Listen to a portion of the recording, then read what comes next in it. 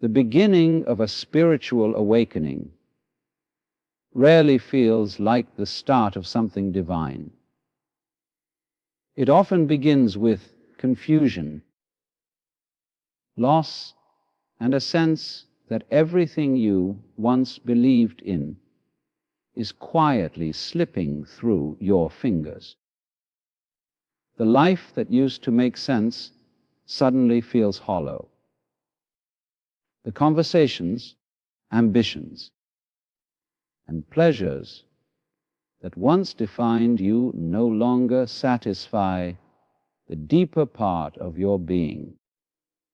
It feels as if you're standing on a familiar shore, watching the tide pull away everything you thought was solid.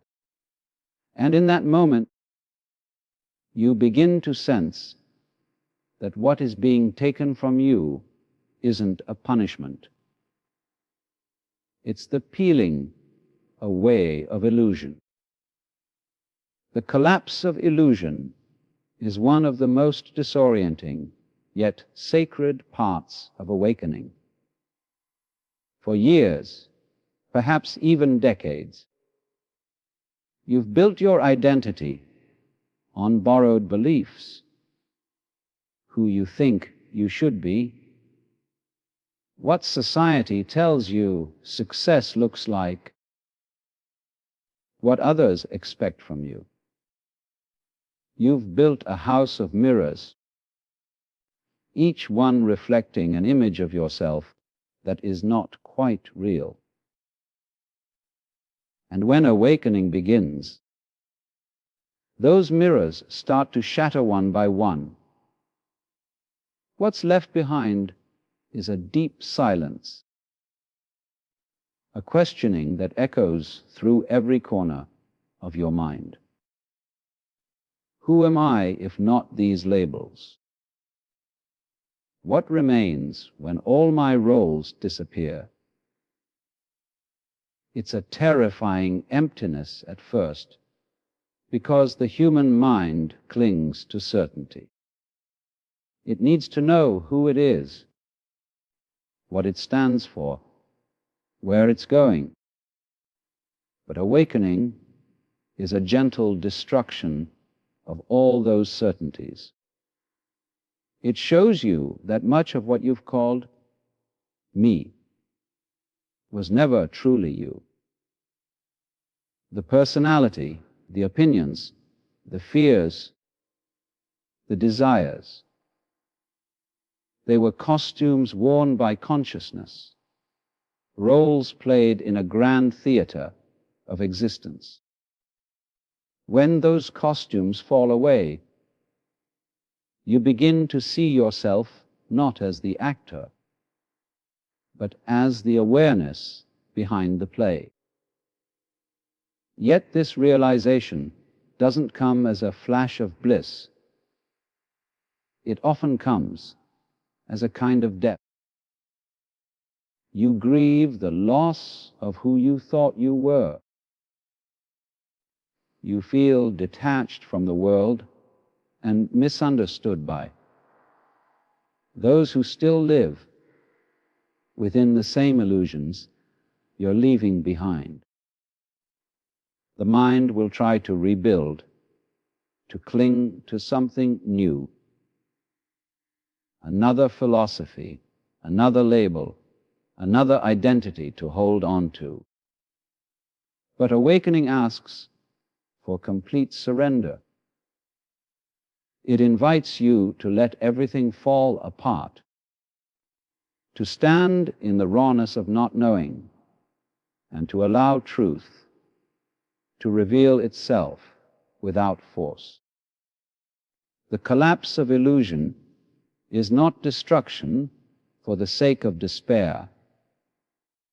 It is space being made for authenticity.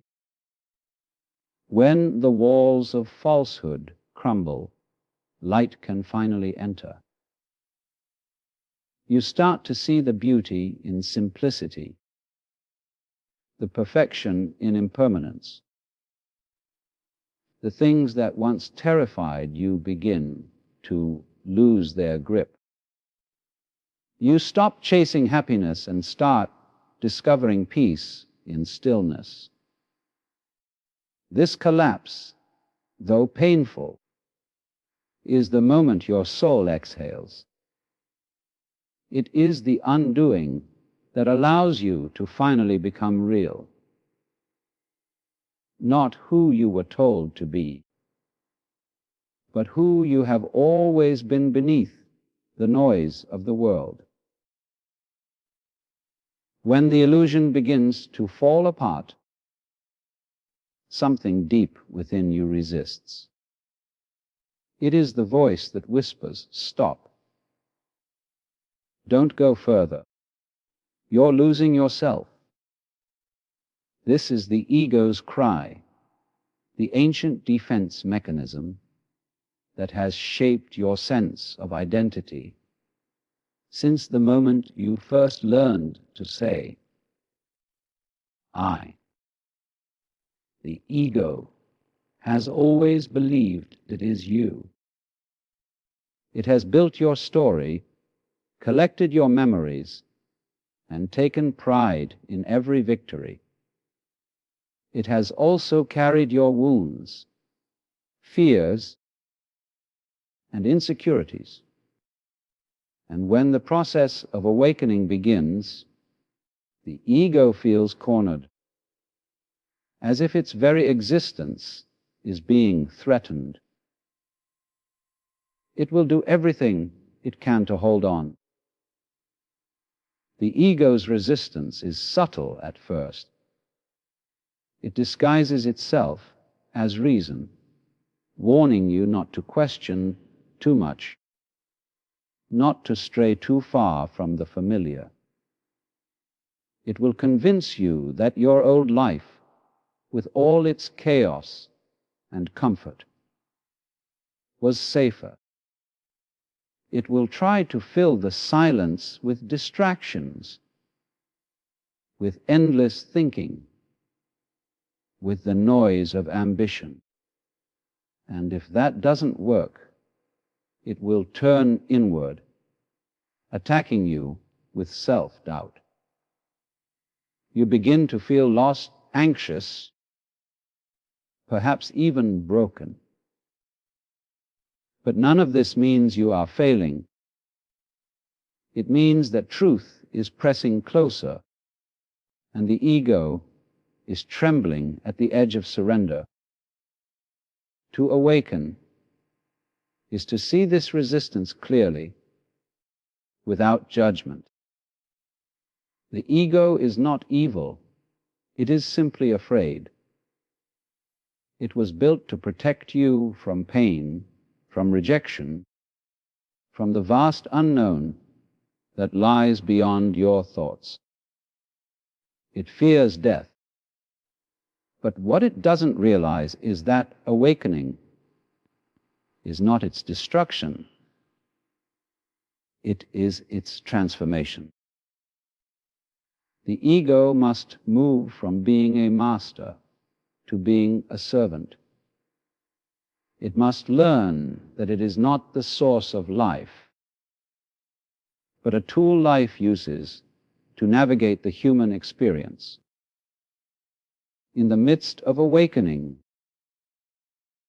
you may find yourself caught between two worlds: the old self that wants control and the emerging awareness that wants freedom.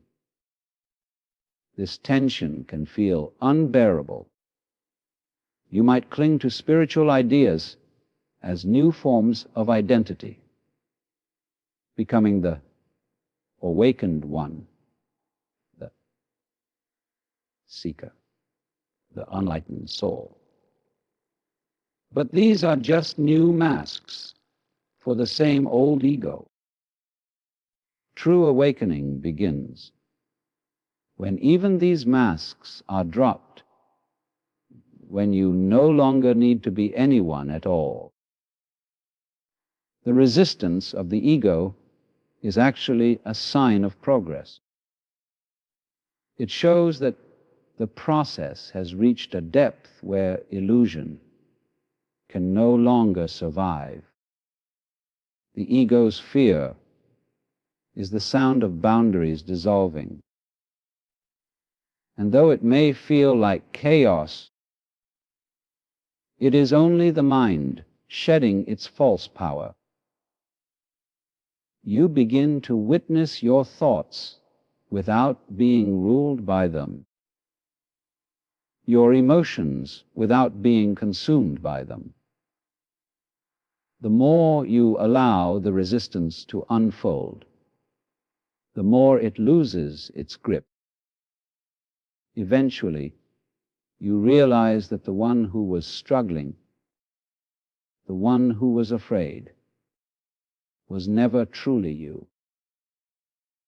You were always the awareness behind it, untouched and free, watching the storm calm itself into silence.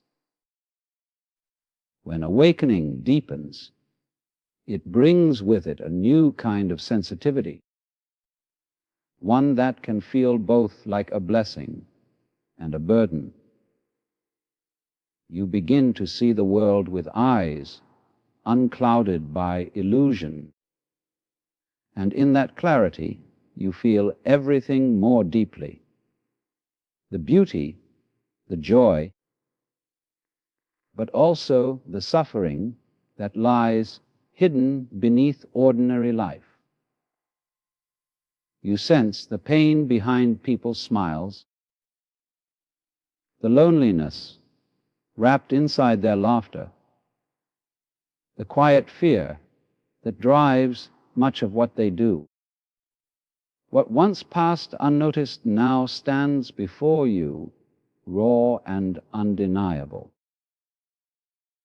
It is as if the universe has turned up the volume of existence, and you can no longer ignore what was always there. This expanded awareness can be overwhelming. You may find yourself withdrawing from places and people that once felt comfortable. Crowds might feel heavy. Small talk might feel hollow.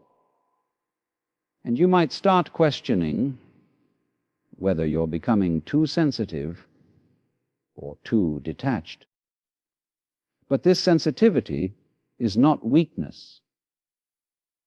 It is awakening's mirror, showing you how deeply interconnected all beings truly are. The veil between you and the world begins to dissolve, and you can no longer separate your well-being from that of others. Their pain becomes your pain, their joy your joy. You realize that every action, every thought, sends ripples through the whole of existence. At first, this realization can bring sorrow. You might weep for things you never noticed before, for the cruelty hidden in indifference, for the destruction caused by unconscious living. You may feel compassion, so vast it aches inside you. This is the pain of awareness, and it is sacred. It's not meant to crush you, but to break open the walls that once kept your heart small and guarded. When you allow yourself to feel this pain without resisting it, something miraculous happens. It transforms into love. Not sentimental love, but a quiet, unconditional presence that holds everything without judgment. Many people seek awakening thinking it will free them from suffering. But what truly happens is that it connects you to all suffering. You no longer turn away from the world's darkness. You face it, knowing that it is part of the same whole that gives birth to light. In seeing this, you begin to act differently. You become gentler in your words, slower to judge, quicker to forgive. You recognize that everyone is fighting invisible battles, that every harsh act is born from ignorance and pain. This kind of awareness doesn't isolate you. It unites you with everything. You stop living only for yourself and start living through a deeper intelligence that moves all things. The pain that once felt unbearable becomes the bridge to compassion. Through it, you learn that love is not an emotion, but a state of being, one that exists even in the presence of suffering. The more you open to this awareness, the more you realize that awakening was never about escaping life. It was about feeling it fully, courageously, and with an open heart.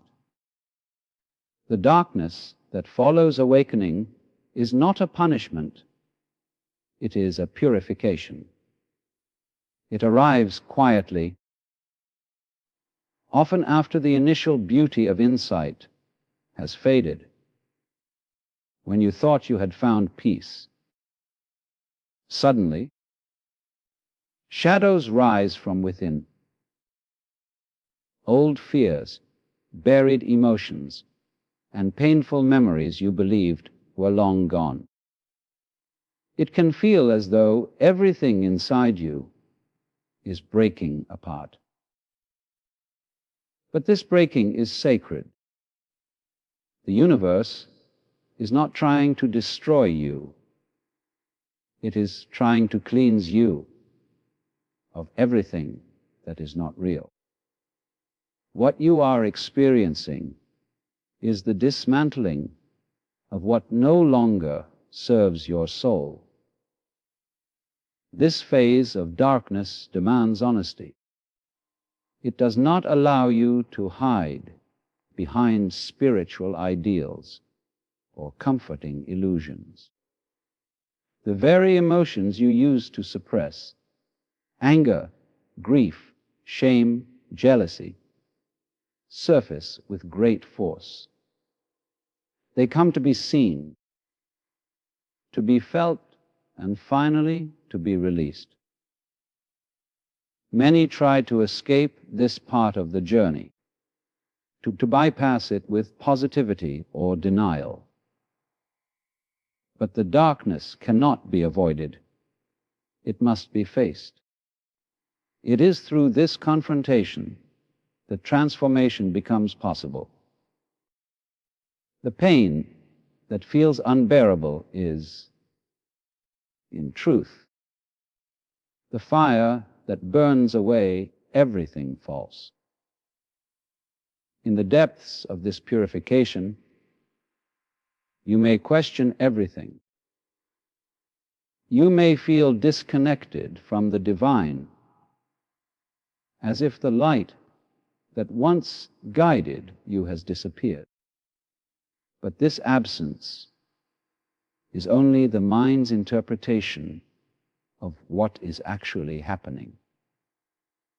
The light has not vanished. It is simply shining in places you have never dared to look before, into the corners of your being that still cling to control, to guilt, to fear.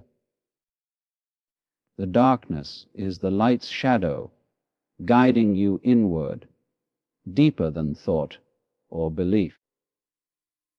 It teaches you that healing is not about escaping discomfort, but about embracing it with awareness. You begin to realize that nothing within you needs to be rejected. Every emotion, every wound carries wisdom. Each tear is a message, each fear a doorway. When you allow yourself to sit in the fire of these emotions without trying to fix or flee them, something begins to shift. The energy locked within your pain starts to transform. Grief becomes tenderness, fear becomes humility, and anger becomes clarity. This is the alchemy of awakening, the process through which darkness turns to light, not by force, but by acceptance. The purification stage is often lonely because no one else can walk through it for you. It is an inner initiation, a sacred passage into your own depths. Yet, even in solitude, you are never truly alone. Life itself is guiding you, stripping away every false layer, so that your true essence can shine unobstructed. The darkness is a teacher disguised as pain. It asks for your surrender, not your resistance. When you finally stop fighting it, you see that it was never your enemy. It was the most honest part of your awakening. The moment when truth demanded your full attention, and you finally had the courage to give it. After the darkness has done its work, something subtle begins to shift within you. The storms quiet, not because the world has changed, but because you have. The constant searching, the endless questioning, the desire to reach some higher state, all begin to fade. You realize there is nowhere to go, nothing to achieve, and no one to become. What you were looking for was never out there.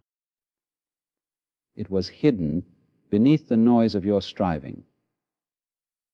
From this silence, a new kind of life begins to emerge, one not driven by fear or desire, but by presence. Rebirth after awakening is not dramatic or loud. It is often simple, almost ordinary. You start noticing the beauty in small things. The sound of the wind through leaves, the way sunlight moves across a room, the rhythm of your own breathing. You begin to live, not as someone chasing meaning, but as meaning itself unfolding in every moment. The need to label, to analyze, to control slowly disappears. You exist more fully in the now, no longer dragged by the past or pushed by the future. Life feels lighter, not because it's easier, but because you've stopped resisting what is. You begin to understand that peace is not a constant state of bliss. It is the acceptance of all states. Sadness still comes, anger still arises, but they pass through you like waves through an open sea. You no longer identify with them. You no longer make them personal. The self that once clung to stories and roles has dissolved, and in its place is awareness, spacious, silent, unshaken. This awareness doesn't need to be defended or proven. It simply is. You recognize it as the same essence that flows through everything: people, trees, stars, and the spaces between them.